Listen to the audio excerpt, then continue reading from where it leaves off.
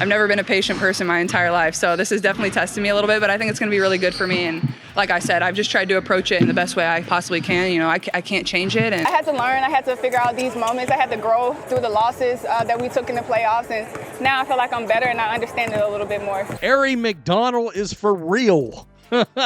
When they signed her, I said, look, there could be something here, all right? What if Caitlin Clark's injury isn't just a setback, but a game-changer for the Indiana Fever? Coach Stephanie White's unusual silence and cryptic comments are raising eyebrows, and fans are starting to wonder if there's more to the story. Could the team's surprising 4-game winning streak reveal a shocking truth about life without their star player? Confident in yourself and your game, just playing free and just to, just take what the defense gave you. So I feel like they made it very easy and just simplified everything for me. Fever over the Phoenix Mercury. That's right. The DeWanna Bonner, Alyssa Thomas, Phoenix Mercury. And yeah, there was some drama. Let's dig into what's really happening behind the scenes and why this bombshell revelation could alter Clark's future forever. Before we move on, I'd like to ask you a small favor. If you appreciate this content, please take a second to like this video and subscribe to the channel. Over 98% of you watch the videos without subscribing. It costs you nothing, but it makes a huge difference to us. So, did you click the subscribe button? Great! Thank you so much. Now, back to the video. Stephanie White has been coaching long enough to know how to handle a press conference, but her recent comments about Caitlin Clark's injury have fans scratching their heads. It's not the fact that Clark is out, that much happens in sports. Without speaking about all the attendance numbers that this team has still garnered because Caitlin Clark fans and supporters have fallen in love with this team and have followed this team even without her playing. Yeah, and she had, I think, 7 deflections. You can tell she's starting to feel a little bit better, more explosive. Her anticipation's really good. She read the plays, she read the rotations. It's the way White has avoided setting a clear timeline for her return. Usually, with a player like Clark, teams try to reassure the public, hinting at when they'll be back, even if it's optimistic. But here, there's nothing concrete, nothing at all, and fans can't stop speculating. At one point, White casually mentioned that the team has learned to play differently without her. On the surface, it might sound like a basic comment about adjustments, but how she said it has been picked apart in fan forums like it's some kind of mystery puzzle. I think we got to credit that to AT. She finds us in open spots. We owe her a lot, especially me.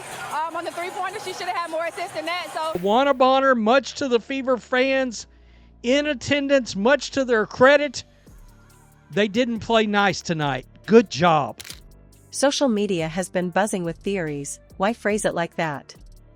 Was it an indirect way of saying Clark's recovery might take longer than expected? Or was she hinting at something deeper, like a shift in focus for the entire team? Her tone was measured, almost calculated, and for someone who normally exudes confidence, it stood out. This kind of secrecy isn't unheard of, especially in elite sports. In the past, teams like the Spurs with Kawhi Leonard took a similar approach, offering minimal updates while focusing on avoiding pressure to play too soon. The logic is straightforward: silence prevents distractions, protects the player, and shields the team from overanalyzing. But with Clark, the stakes feel even higher because her presence on the court isn't just about scoring. She's a franchise cornerstone and one of the most marketable players in the league.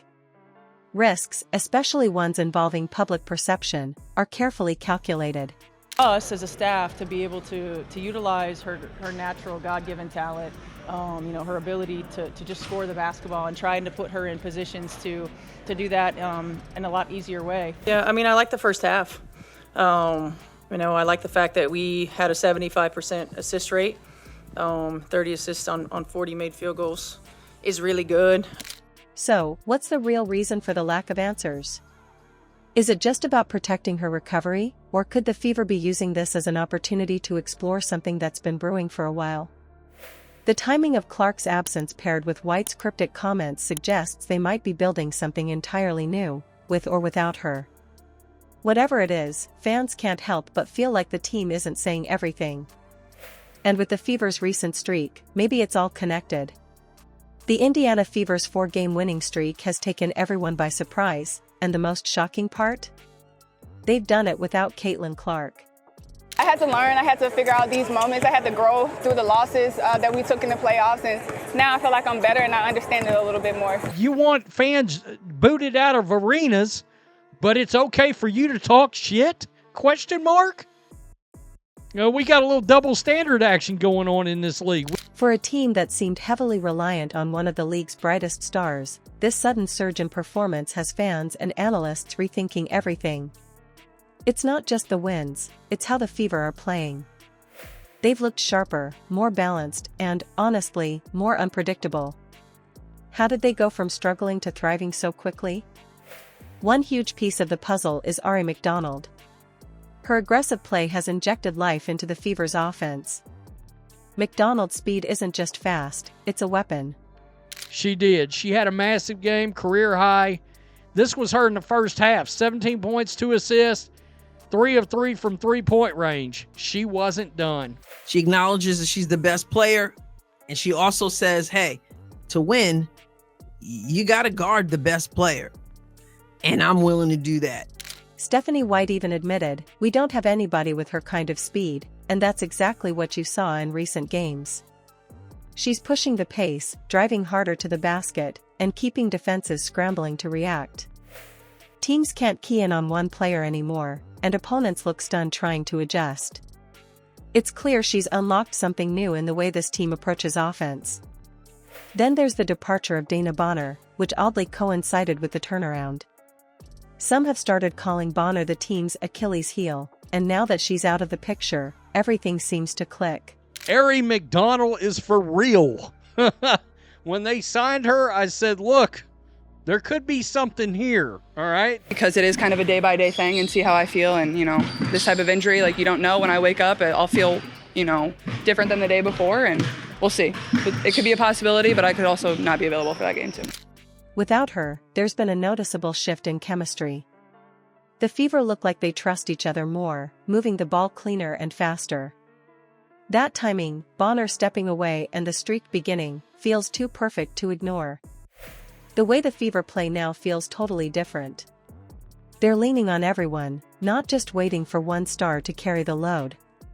The defense is tougher to break down, the offense operates smoothly, and it's clear that White's team-first mentality is paying off. I've never been a patient person my entire life, so this has definitely tested me a little bit, but I think it's going to be really good for me. And like I said, I've just tried to approach it in the best way I possibly can. I can't change it. And lineups, try different things, see who works well together, and we have analytics people that are tracking all of that, so you can really see in the numbers what's working well for us and what's not. And this isn't just about Caitlin Clark's absence. They've discovered something deeper, a system that works, one that doesn't depend on her alone.